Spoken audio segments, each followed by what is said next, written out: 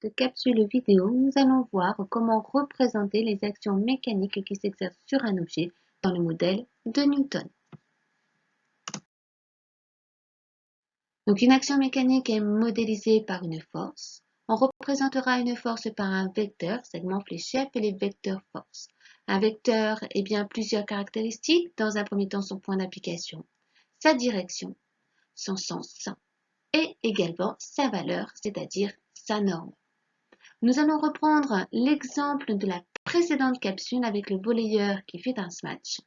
Eh bien, l'action mécanique de contact entre le volleyeur et le ballon, eh bien, on va représenter ça par un vecteur à partir du point d'application. Le point d'application, c'est le ballon.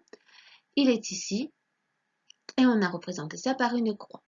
Ensuite, on voit bien que cette force exercée, eh bien, est dirigée de manière oblique et vers le bas. Donc ça, c'est la force exercée par la main sur le ballon.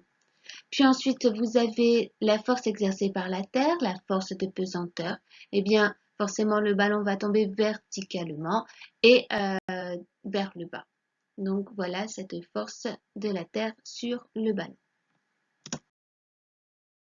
Donc, je reprends justement ce bilan des forces, sauf que la force exercée par la Terre sur le ballon, appelée force de pesanteur, sur Terre, c'est aussi appelé le poids.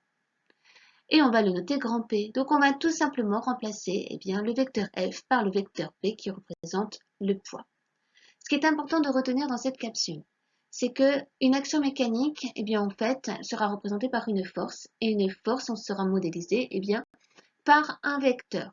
On doit définir le point d'application, la direction, donc verticale, horizontale, le sens, vers le haut, vers le bas, à droite, à gauche, et également sa valeur qui s'exprimera en newton. La longueur du vecteur, ici, va dépendre tout simplement de la valeur de la force.